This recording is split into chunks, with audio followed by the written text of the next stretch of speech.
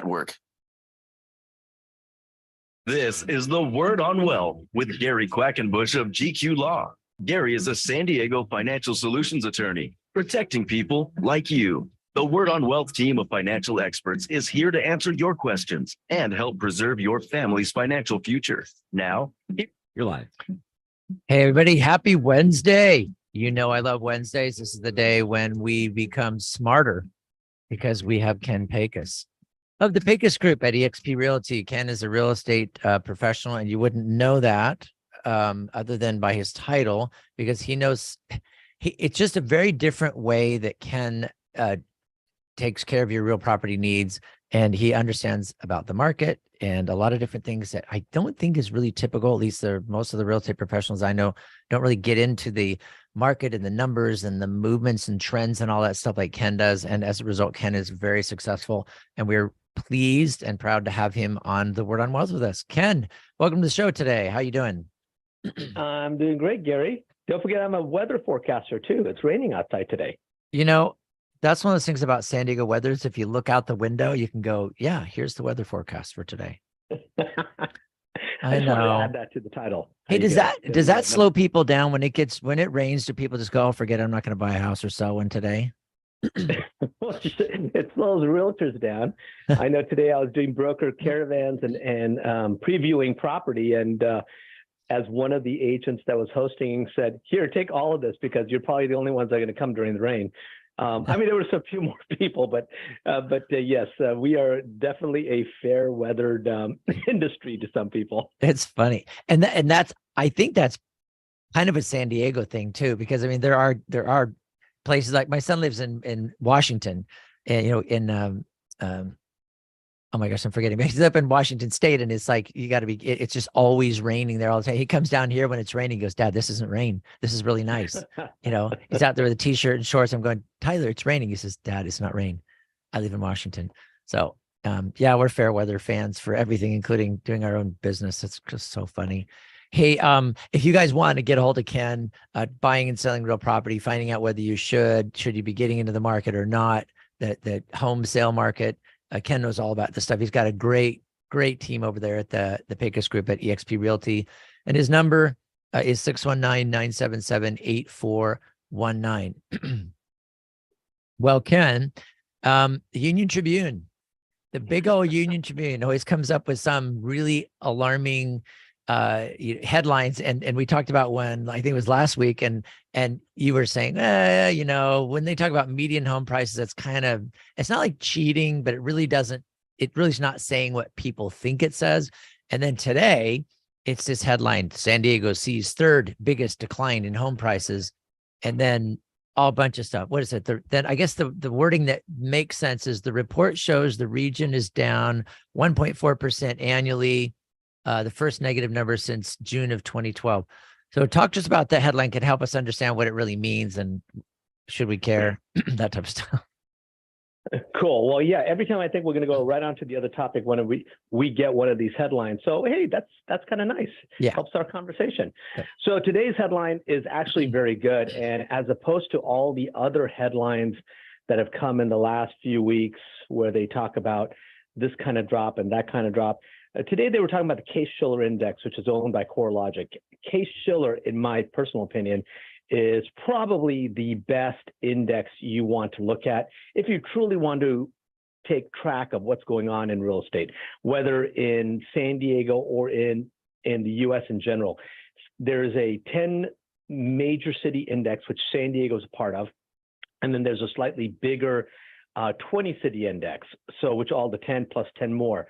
So it's really important that they think San Diego real estate is very important because we are one of the major 10 that they follow. So that's something about for the composite that, you know, people in San Diego, we're definitely a bellwether that they look at. So with Case Shiller, as opposed to all those other things we were talking about, median and average, whatever, it's a detailed composite that looks into actual same house sales over the years. So they do I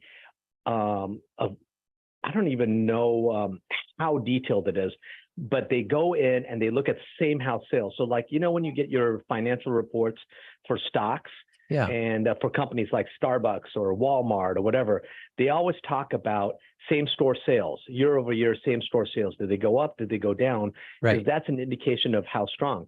Well, Case Shiller is kind of like a same store sales, but for houses. Okay. So they are looking at the same house. They do what they call a housing pair, and they're looking at the same house that might have sold in that year, and how did the prices change between the times that they sold.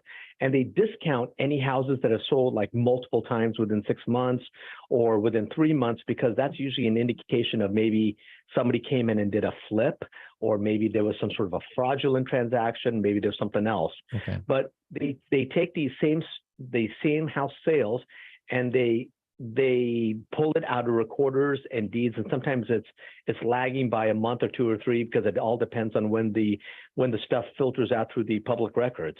But it's a much better indication of what's going on.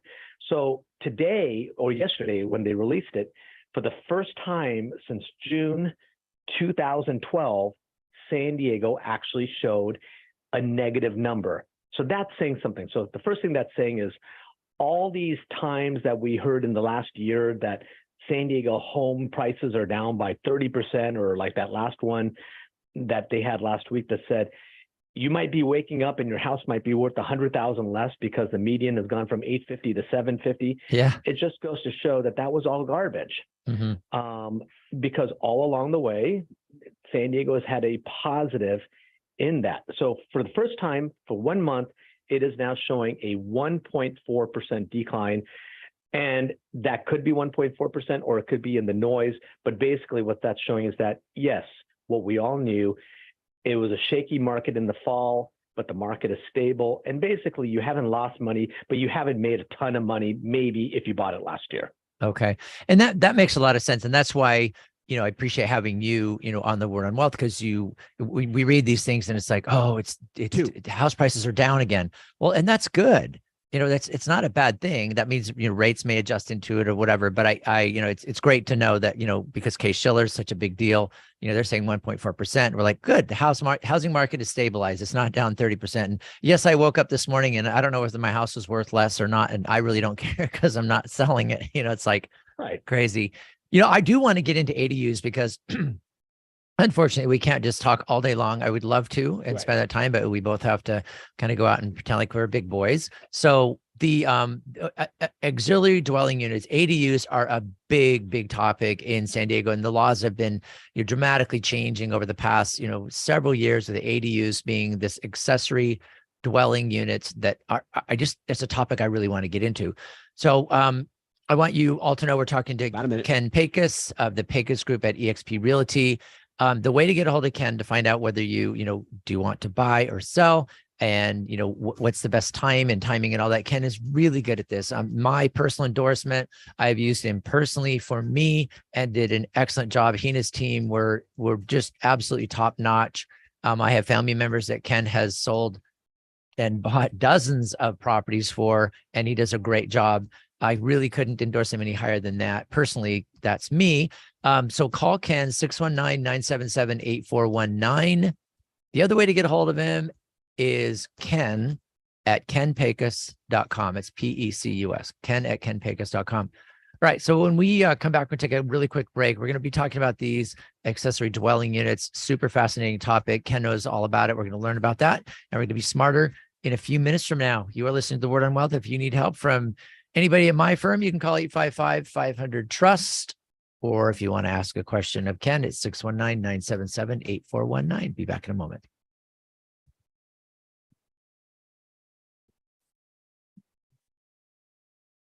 You've got questions. We've got answers. This is The Word on Wealth with Gary Quackenbush of GQ Law. Gary's here to give you peace of mind with expert estate planning, trust administration, inheritance, and probate.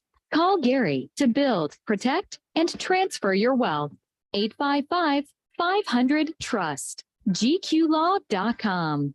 You're saving and investing for the future, and that's good. Have you ever stopped to think, where does my money actually go? This is faith-based investing with Anthony Wright. Most Christians just don't understand that the money they save for retirement usually helps fund the abortion industry and other liberal anti-family causes. But did you know that with just a few minutes of your time, we can screen and clean your investments at no cost to you? It's absolutely complimentary. Just go to the website right now, download a free copy of my book, Faith-Based Investing. It's free as well. You deserve to know the truth as the investor. Then the choice is yours. You can keep doing what you're doing, or you can line up your investments and life savings with your beliefs. We are fiduciary investment advisors. You can feel good about investing with confidence. So learn more now. Go to BibleSafeInvesting.com or call me at 931-RETIRED. Your free book is waiting for you. Go to BibleSafeInvesting.com and be sure that you listen to Faith-Based Investing this weekend right here on Family Talk.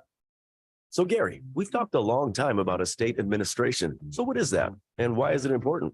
Estate administration is the distribution part of estate planning. So when someone passes away and they leave money to beneficiaries, the property has to be administered. So it's like taking it from the decedent to the survivor. That's called the estate administration process. So usually you're going to have a successor trustee that's named in the trust. So have no idea what they're doing because they've never done it before. So then they call on GQ Law and we walk them step by step on how to be a successful and good successor trustee. We also do the required notifications. We notify the Department of Health Services and all the legal requirements so that they can have the estate administration done properly. We help successor trustees be successful. Call or click to request your free consultation. GQLaw.com, 855-500-TRUST, GQLaw.com. Larry Eldy.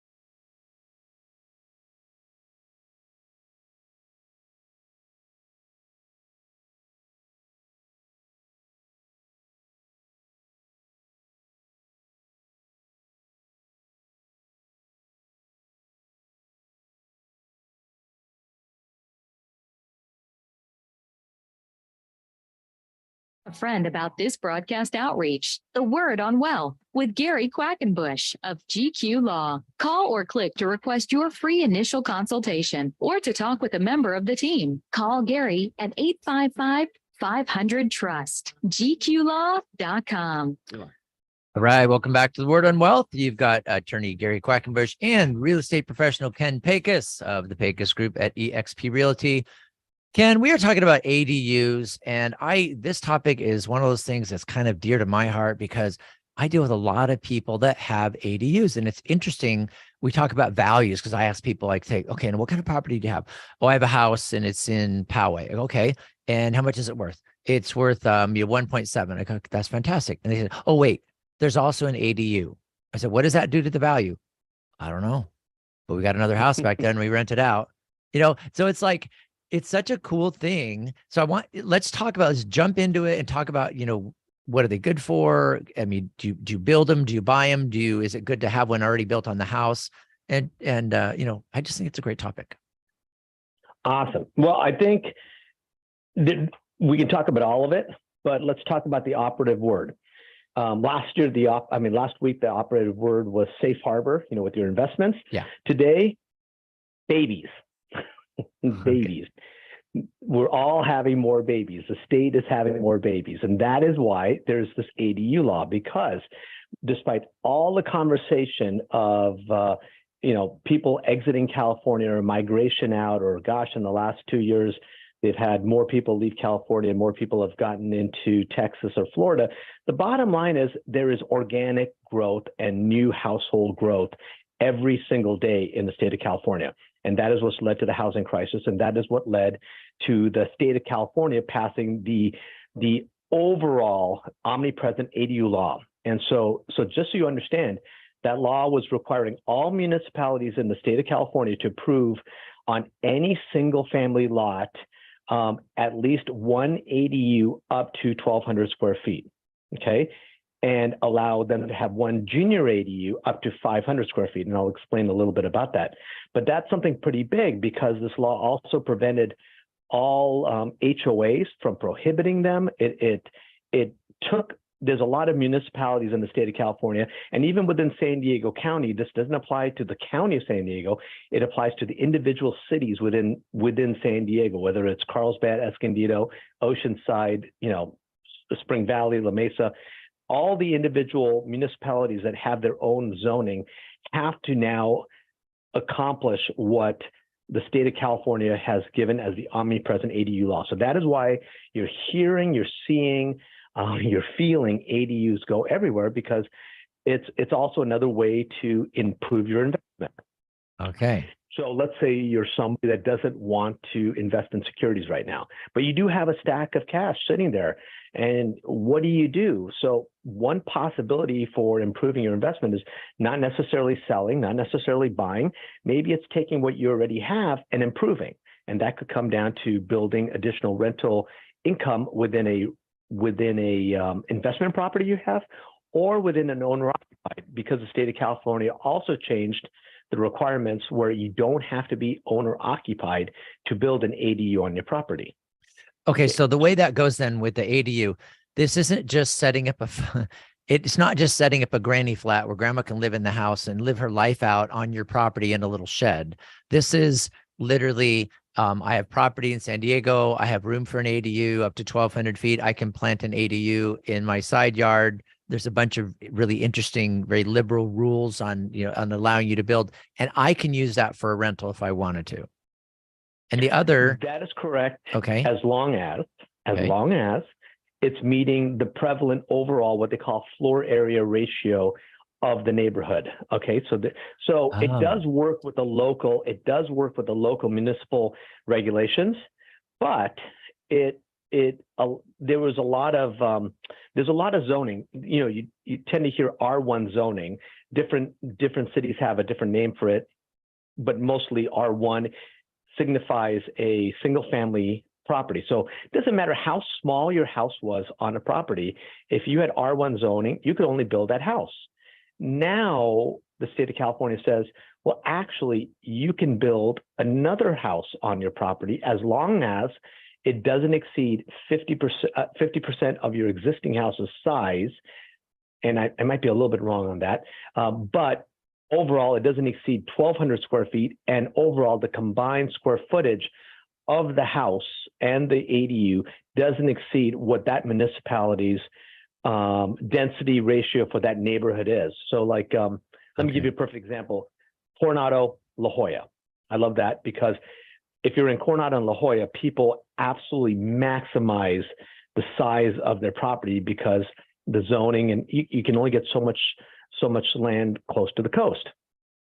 So if you had an R1 lot in Coronado and you had, let's just say you had 7,000 square feet, and you wanted, and on that lot, you had a 1,200 square foot house, and you said, well, I have a 1,200 square foot house. You could expand that house, tear that house down, or build a house that is somewhere in the neighborhood of 4,000 square feet, because in Coronado, you could take up to anywhere from 55 to 75% of the floor area of the lot size to create a home. That's just the standard thing, right? Okay.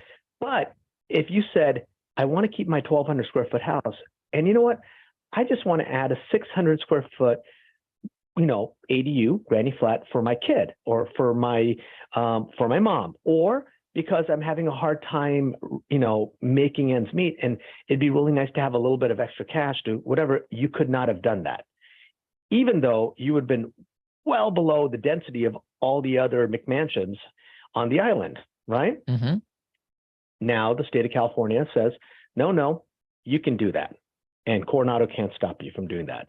Okay. And in addition to Coronado's not stopping you from doing that, they are encouraging you to do that because they are changing a little bit about the minimum lot sizes, because sometimes there was minimum lot sizes.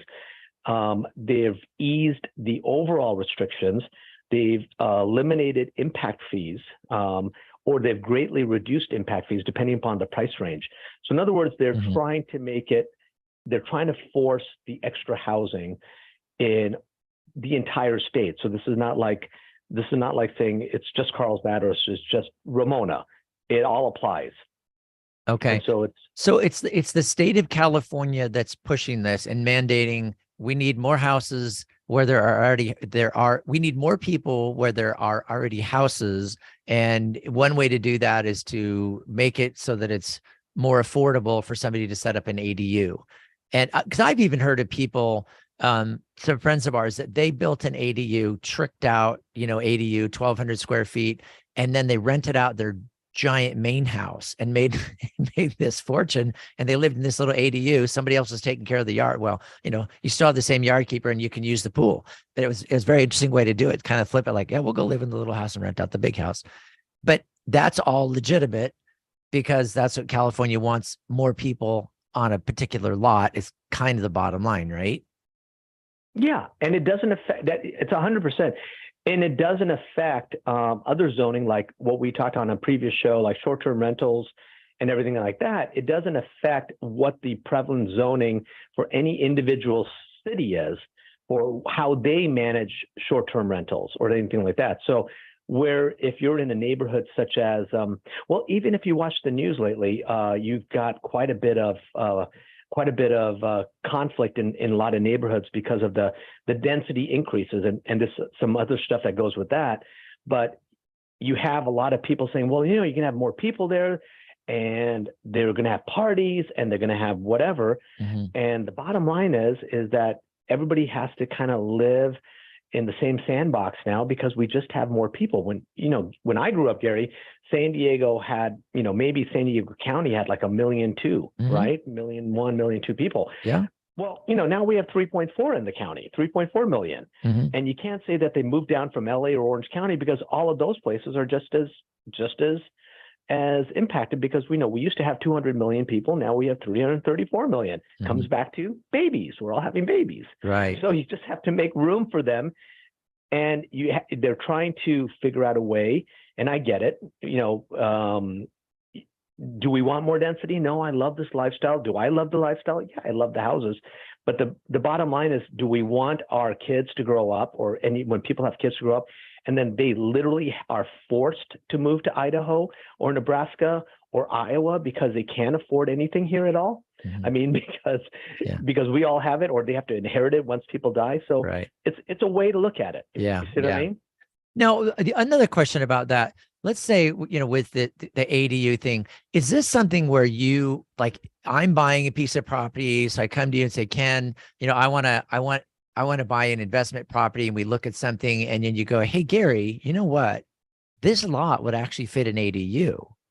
I mean, is that something that you think of in an investment of a piece of property? Yeah, this will be a good rental. Plus, we can drop on an ADU. Does that 100%, add value 100%. to the property though? I mean, do people add that into like the appraised value? Like it's $1.5 million home, but you can stick an ADU, so the property's really worth 1.7. Does that happen? Or it sure does. In fact, it's getting more and more common as it is now for lenders to start finally recognizing the income from the ADUs.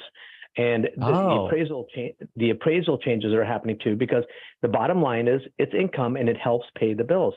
One of the things that I have on investors is that there's something that you call transportation priority areas. And so the city of, and this is for the city of San Diego, they're giving away the ballpark. So it depends on where you live, but so much of San Diego, and you see this in the news, it's because of the TPAs, and that's the transportation priority areas. They've changed a huge amount, because if you can put a deed restricted ADU, 2 minutes.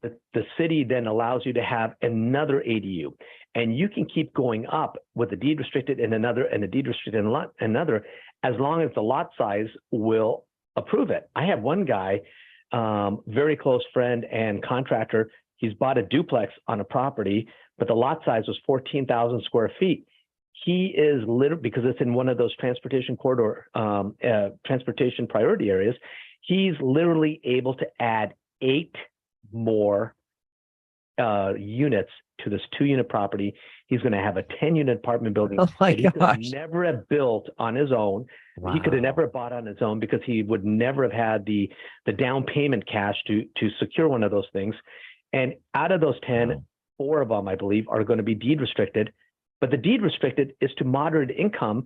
About a minute. Income that your restriction on those units is really not far off what they would normally pay as rent. That's fascinating.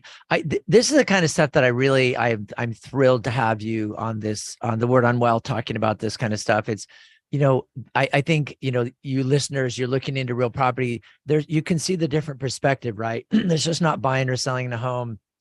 It's looking at it, looking in the future and saying, hey, this might be a way to get into this. This might be a way to add to this property, and kind of looking, not just going in and saying, yeah, it needs a new kitchen. It's more like looking at these properties and going, hey, that might be an income producing property. That's very interesting.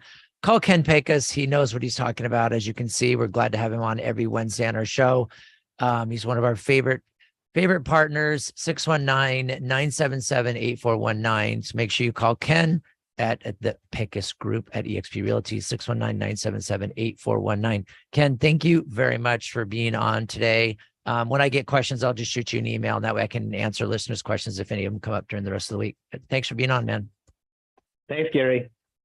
You don't need to know everything. You just need to know where to find answers you can trust when you need them. Welcome to the Word on Wealth with Gary Quackenbush. We are here to help you build, protect, and transfer everything you've worked hard for with expert estate planning, trust administration, inheritance, and probate. Call Gary and the team at gqlaw.com, 855-500-TRUST.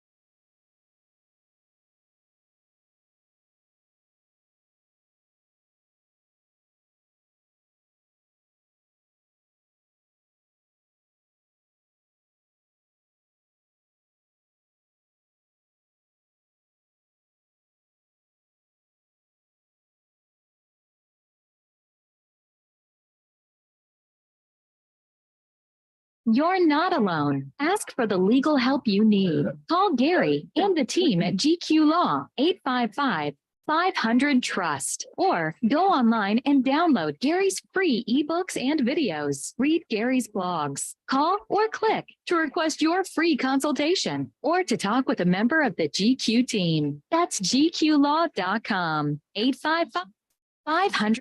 You're live. Welcome to the Word on Wealth. Ken Pecus, 619-977-8419. The thing about Ken and dealing with him, he's become a friend of the family, and he's a very good business person. He's fun to deal with. He's very busy with getting his team right and training them and making sure that they can all serve you. And we've all been through real estate transactions, and it's a very complicated transaction. There's there's the title company, and there's escrow, there's the investments, the bank, investors potentially. You got the realtors, and then their people, the buyers and sellers, agents. There's just inspectors. There's a lot that goes on, and I've been impressed in working with Ken on first of all, the people on his team are super cool, top notch, really smart, and the other kind of auxiliary companies that he uses, the escrow companies that he uses, there's a couple that he uses that are just really terrific. I was very, very impressed with the people that Ken surrounds himself with. So I recommend, if you're buying a house, I mean, in California, man, San Diego, real property, it's the deal. Call Ken. It's the Pecus group at eXp Realty. His email is ken@kenpecus, PECUS.com. You can go to his website too and see some of the stuff he's got up for sale. I think what I'm going to try to do is see if next week he'll give us an example of what's a cool house that he has for sale, or maybe a transaction that he had in the last little while. It's always fun to hear that kind of stuff.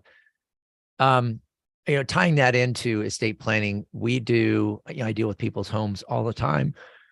We're trying to transfer property into trusts and how things get deeded and funded and all that.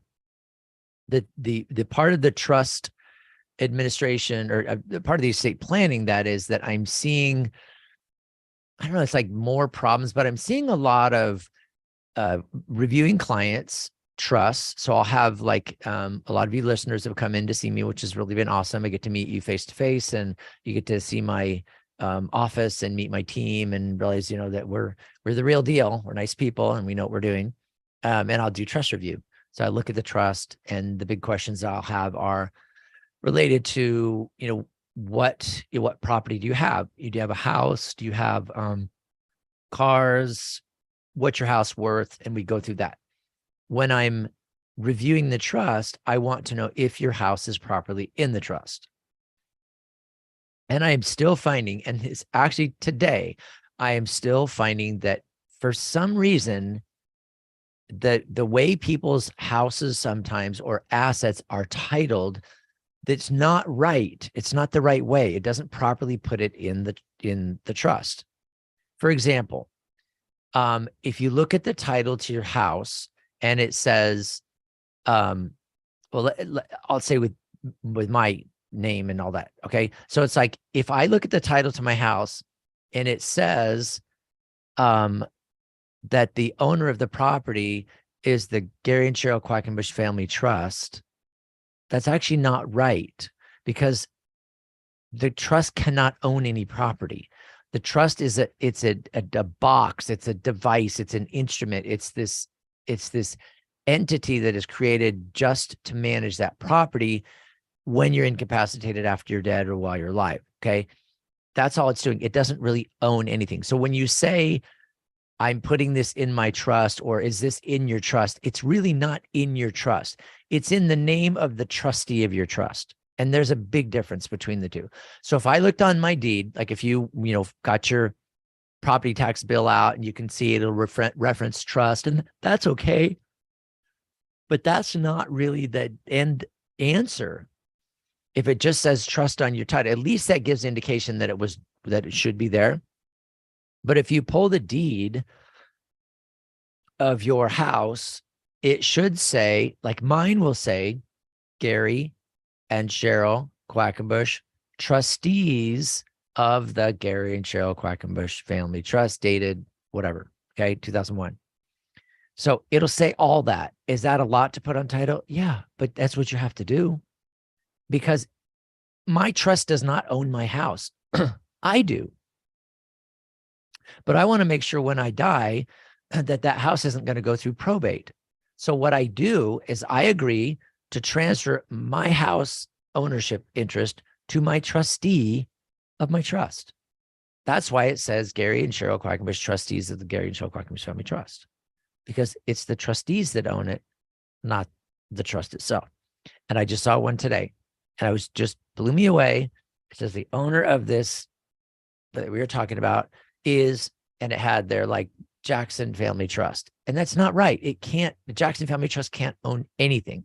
It should have said the owner of this thing is John Jackson, trustee of the Jackson Family Trust, then I would have been okay with that because it's named, it has to be a human that holds title, not the trust. Okay, got that. Now, other things like bank accounts, conversation, pretty much in the last 3 weeks, I don't know why, but this is the big topic of conversation in the last 3 or 4 weeks is what about bank accounts? And I usually say, yes, make sure you put your bank account in the trust. Well, what does that actually mean? It means you go to the bank and you say, hey, I'm Gary, and I have I need a trust account. I need to open a bank account in the name of my trust. And they go, oh, you need to open a trust account. Yes, I do. Well, then they're going to pull out paperwork. And as you look at it, you go, wait a minute. No, I have a living trust. I have a family trust. I have like this revocable trust. It's my estate planning trust. Oh, you want a bank account to be titled in the name of your trust. You don't want a trust account. You want a bank account in your trust. And you might think, oh, hello. Yeah, that's what I said. Well, those are two different things. Having a bank account in your trust and having a trust account are totally separate things. And see, that's the language. Banker language is different than your language and my language because bankers think, personal account, business account, savings account, checking account, personal checking, business checking, trust account, business trust account, personal trust account, special needs trust account. It's like trust for them is a different world. So you just have to be careful. And what I learned is I go into the bank and I say, I want to open a bank account, a checking account. Okay. I want it to be part of I have a living trust and I want it to be in my living trust. So I need to open a bank account for my living trust. And then they go, oh, okay, fine. Then they get the paperwork out and it says the living trust and all that. But you don't have to know everything. Just say, I have a living trust. I want to put a bank account in it. And then they will take you to the new accounts department, open one for you. And then from then it's easy. Okay. Online. So you probably know that, there are some online banks that actually pay pretty good interest now that the bond rates have gone up and the mortgage rates are higher, which is awful for buying homes and stuff like that. But bond rates are higher. And that means people that have their investments in bonds are very happy. Well, when bond rates are up, that means CD rates are up. That means bank account rates are up. And so you can put money in a savings account nowadays and get, 3.75 up to 4%. You look online, you can figure it out. Well, there are some bank accounts online that are only online. And I wanted to open a new bank account because it earns 3.75%. I thought, well, heck, it's a savings account. I can take the money out and spend it all I want. It's kind of like a checking account because I don't write checks anymore anyway. Everything's electronic. So I just, can do what I want. So I went online and I applied for this account, and it says specifically at the beginning, this account cannot be in a living trust. It cannot be held by a trust. It has to be held in the name of the individual. So I went, darn it. 2 minutes. It's good money. I'm going to do it anyway, but I cannot put it in my trust. So that's not my only bank account. Okay. I got to make sure that that bank account has a beneficiary, and the beneficiary is my wife. The alternate beneficiary is going to be my kids, because this particular account won't let me put it in the trust. Okay. A little annoying, but I have another bank account. And it says Ally, ALY, all online, only online. It's another one of these online accounts that's really kind of a residual from some other bank blowing up. And they let me open an account online in the name of the trust. It was fantastic. So I have an account at Ally Bank, and at Ally Bank it has my trust name, and it asks me who the trustee is and when it was created, all those questions. It was super easy. So if you're looking for a bank where to put your money, you just got to make sure that they speak the language and that they will do what you want them to do. Don't be tricked into them saying, well, no, this is what you need. You need this account here. And it's like, no, I need an account that has the trust name on it. I want it to actually be part of my trust. I want it to be in the name of Gary and Cheryl Quackenbush Family Trust.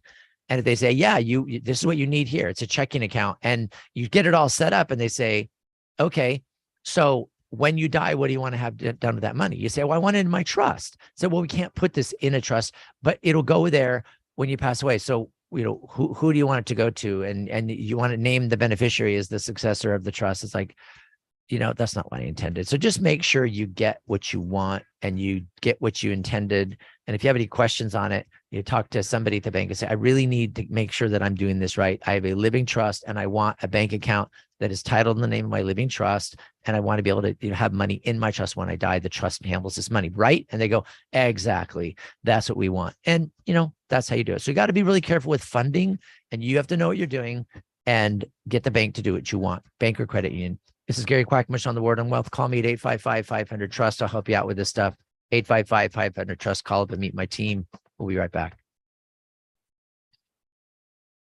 You've got questions. We've got answers. This is the Word on Wealth with Gary Quackenbush of GQ Law.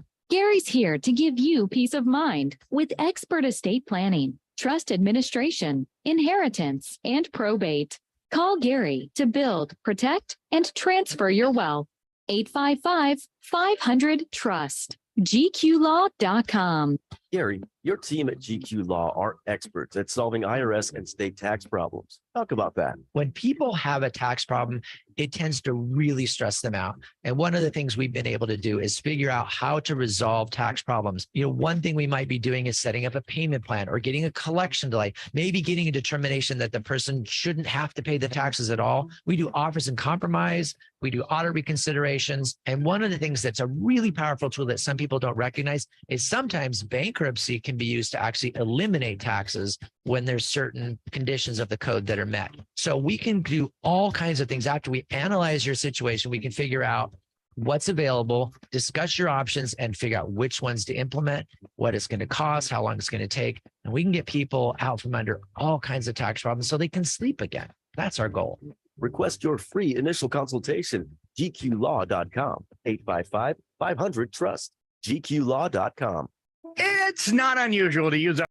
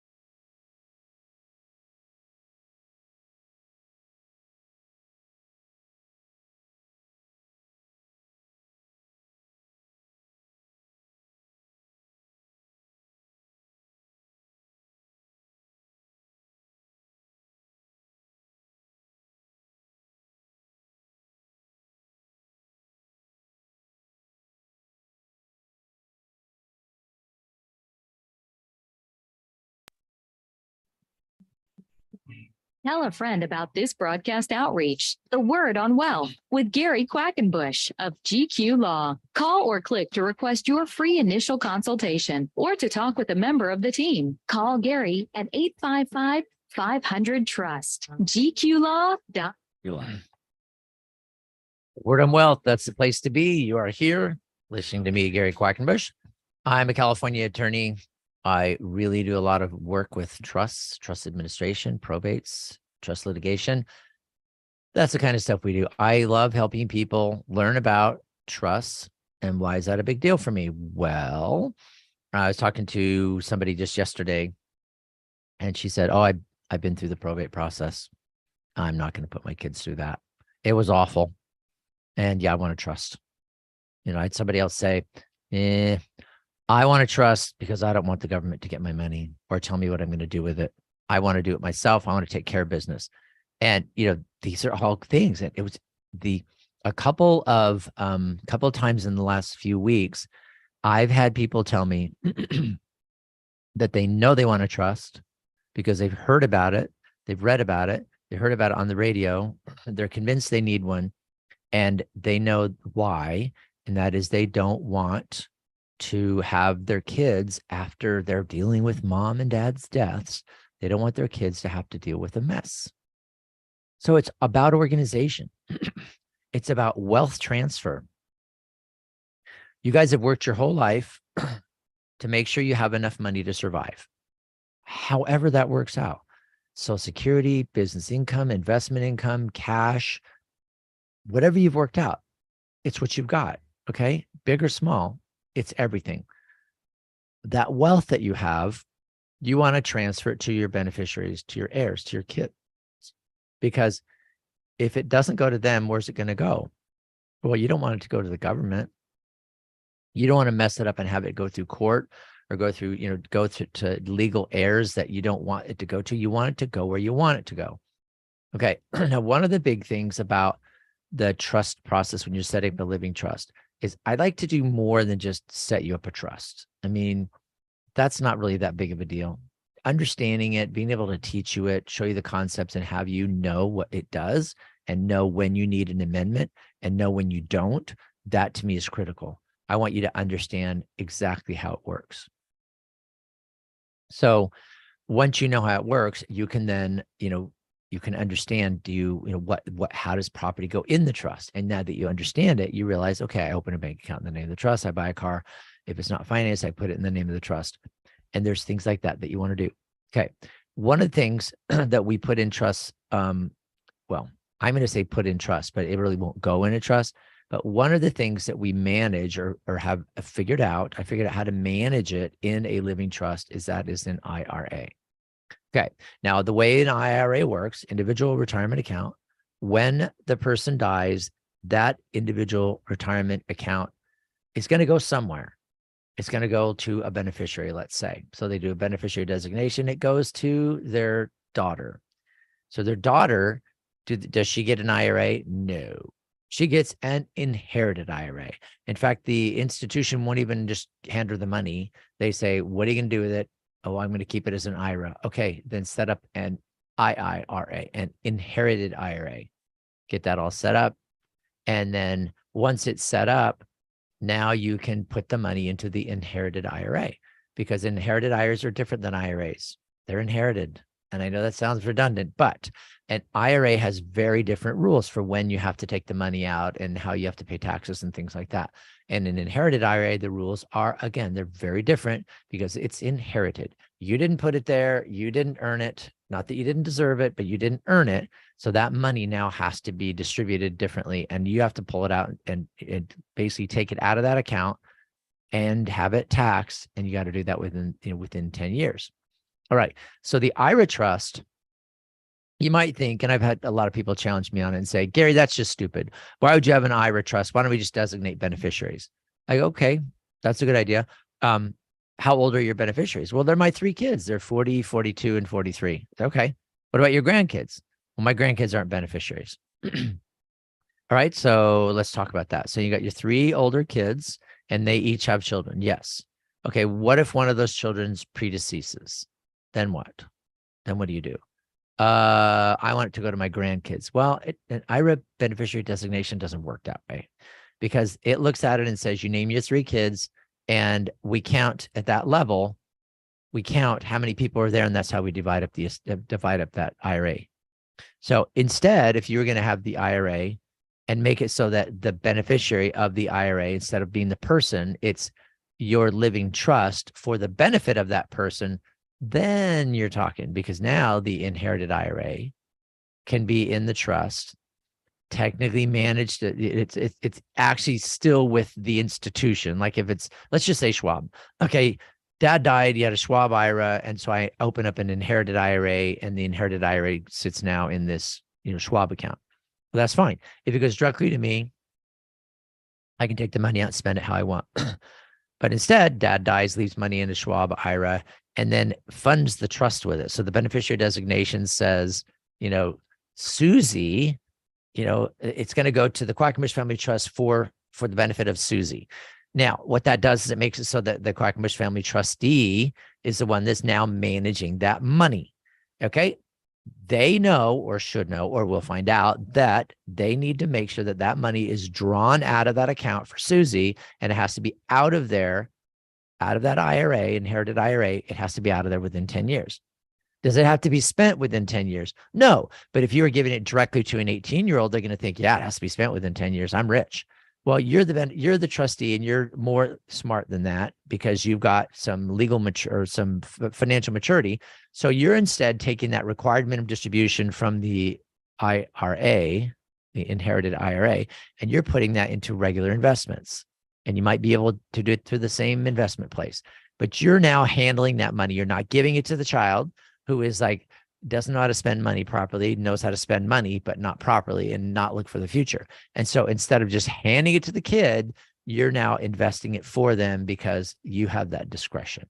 Okay. So the IRA trust has the IRA after death. It has the IRA being handled by the trustee of that trust according to the terms of the trust. And a lot of times the terms, if you have younger children, the terms are going to say things like, well, when the kid can't have any of their share until they're 25. And when they turn 25, they can get a fourth of it. When they're 30, they can get half of the balance. When they're 35, they can have, they can just have it anyway. And if I die and they're already 35, fine, they can have the money. The idea is that everything is set up so that your trustee controls the situation and manages the IRA and is able to give the money out to the kids. So the trustee maybe in the next 10 years is pulling all that money out and putting it into the trust account, but the kids aren't old enough to get it all yet. So now it's professionally managed in the meantime. So IRA trusts are great. If you want money to go potentially to anybody other than who you have listed on that beneficiary statement, then you would do a trust because there's a lot more flexibility. Just a lot more flexibility. All right. So that is my thing with IRA trusts. We do them. Now, if you do an IRA trust, does that mean everything you throw everything in the trash and start all over? No. You can do an IRA trust by an amendment. We can go through and figure out if you already have an IRA trust or some language that will serve adequately to make it an IRA or an IRA conduit trust. And we can look through that. And if it's not there, we can typically amend the trust. We would amend the trust to add in the provision of IRA. So it's not like you have to start all over. I don't want you to have to start all over because that's kind of annoying. An amendment is usually the way to go. It's a lot less expensive. It's a lot less trouble. And so that's where I am with it. That's my preference. If the trust needs to be restated or redone, I'm always doing IRA trusts. I mean, that's literally what I want to do is most people's trusts, I just set them up as an IRA trust. And I explained that that's for our listeners. I add that as a kind of a free upgrade because I want you to potentially have the benefit of having an IRA trust so that if your IRA beneficiary really does go to the trust, that's where the beneficiary designation goes, and the money ends up in the trust for the benefit of your beneficiary.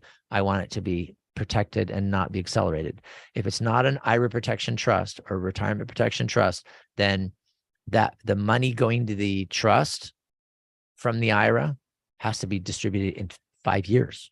Okay, it speeds it up. It makes it so you have to get all that money out of the IRA in 5 years. So it doubles the speed of the taxation. I don't want that. We want to make sure that the required minimum distributions and the amount that has to be pulled out over the 10 years is enough to sustain and make good financial decisions. So we want to have that flexibility, and we can do that in the IRA trust. So if you have questions with that, you want me to check your trust, see if it's an IRA trust, the number is 855-500-TRUST. I'm happy to review trusts that you have gotten done. I mean, if you did one last month or last year, or, a couple of years ago, and the trust, and you did it with an attorney and it looks like he did a good job and you trusted him, there's really no need to review it again, within 2 years, because the law hasn't changed. But it is a good idea if you want to make any changes. So you find out that you want to change the beneficiaries, or your successor trustees are getting old and tired and you want new ones, or maybe there's a guardian designation you got to set up, or maybe there's some specific gifts you want to list. So I'm happy to go over that with you, tell you what's good and what's not with your trust, and do amendments to change it and fix it. We do all that. Call us at 855-500-TRUST. All right. What we're going to do then is tomorrow's show, we have Anthony Wright. And Anthony, he's our financial guy, the money guy, the money man. He'll be on tomorrow, same time, same station that you're listening now. And that's going to be Anthony Wright with Bible Safe Investing. And I'm going to ask him some questions about, the market's kind of been going up and down a lot. And I want to know what's happening with the stock market. Should we be channeling and moving our money in and out of stocks and bonds, or should we be just sitting there? And Anthony will have advice for that coming up tomorrow here on The Word on Wealth. I'll talk to you tomorrow, everybody.